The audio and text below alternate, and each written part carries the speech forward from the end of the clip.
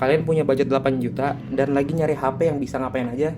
iPhone 13 ini jawabannya. Diajak main game, lancar. Diajak foto, bagus banget. Diajak video, bagus banget.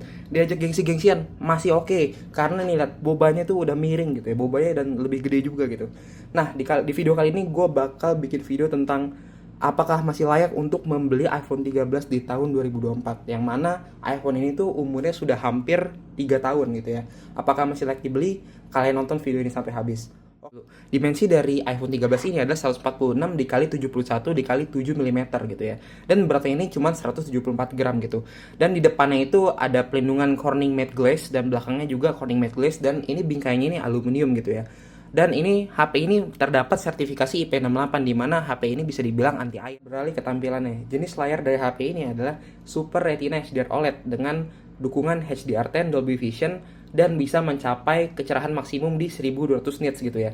Ukuran layarnya adalah 6,1 inci dengan screen to body ratio-nya 86%. Resolusi dari layarnya itu sendiri adalah 1170 dikali 2532 pixel dengan rasio 19,5 banding 9 dengan kerapatan 460 pixel per inch gitu ya. Dan proteksi dari layar HP ini adalah ceramic shield glass. iPhone 13 ditenagai dengan prosesor Apple A15 Bionic dengan konfigurasi hexa-core, 2 core performance core 3,2 GHz Avalanche, dan 4 efisiensi core 1,8 GHz Blizzard. Nah, dan GPU-nya juga Apple GPU quad-core dan koprosesornya itu Apple M15. Berbeda dengan iPhone 13 Pro yang mempunyai 5 GPU core, iPhone 13 seri biasa dan seri mini hanya mempunyai 4 core karena ini adalah seri basic dari Apple A15 atau seri pangkas dari Apple A15-nya iPhone 13 Pro. Prosesor Apple A15 ini sudah rilis dari tahun 2021, tapi untuk masalah performa tidak perlu diragukan lagi karena prosesor ini masih menempati peringkat 11 dari seluruh prosesor mobile phone yang ada di dunia. Pertama kita coba main PUBGM dan ini mainnya masih lancar banget, enak banget gitu ya, masih smooth gitu ya. Di sini kalau kita lihat settingan grafisnya itu kita pakai di Ultra HDR dan frame rate-nya itu di Ultra. Nah, kalau misalnya kalian pindahin ke HDR itu kalian bisa dapat yang extreme ya. Jadi kalau misalnya kalian mau mainnya lebih mulus lagi yang 90 fps itu kalian bisa pindahin ke mode HDR aja, nggak usah pakai Ultra HDR. Untuk masalah memori ini ada 3 varian di iPhone 13 yaitu ada 128 GB, 256 GB, dan 512 GB. Pada produk yang kali ini gue pakai itu adalah varian 256 GB dan jenis penyimpanan memorinya itu adalah NVMe. Untuk di sektor kameranya, iPhone 13 mempunyai dual camera system dengan masing-masing beresolusi 12 megapiksel, yang satunya wide dan satunya ultra wide. Untuk kapabilitas video recordingnya ini bisa mencapai 4K 60 fps.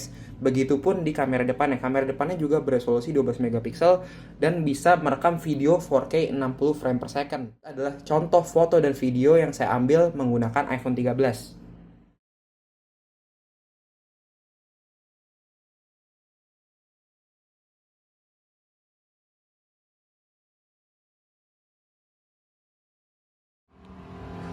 Oke, jadi ini adalah kamera perekaman dari iPhone 13 dengan resolusi 4K di 60 frame per second. Kalau kita lihat di sini ini stabil banget karena ada optical image stabilization-nya. Dan ini adalah kamera depan dari iPhone 13. Kalau kita lihat dynamic range itu bagus. Jadi muka sama awannya masih tetap kelihatan gitu, nggak gelap.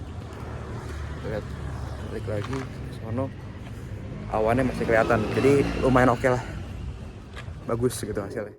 Untuk dukungan software dari HP ini masih aman sampai 2-3 tahun ke depan. Karena HP ini tuh pertamanya itu dapat iOS 15 dan kalau misalnya kita lihat ke iPhone yang belakang itu rata-rata iPhone itu dapat sekitar 4-5 tahun security update atau software update gitu. Jadi kan HP ini tuh baru 3 tahun ya, 2-3 tahun.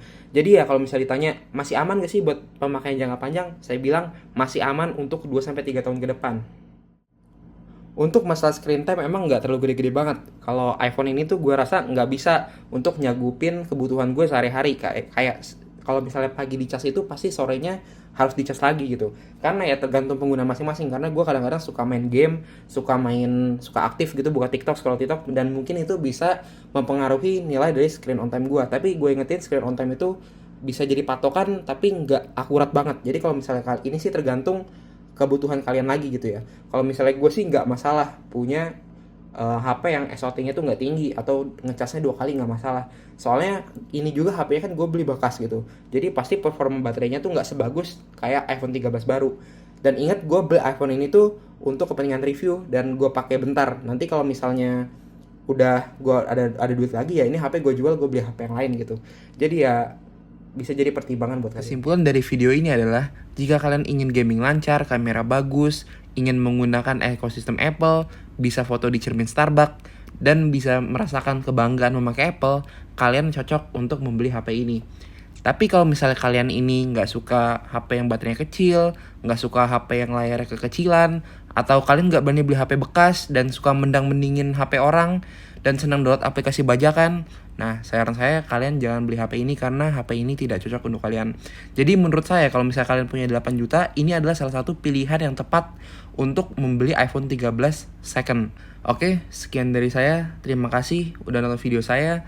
Dan jangan lupa like video saya dan subscribe channel saya. Dan kalau misalnya pengen nanya-nanya, langsung aja ke kolom komentar. Dan kasih gue masukan HP apa lagi yang harus gue beli.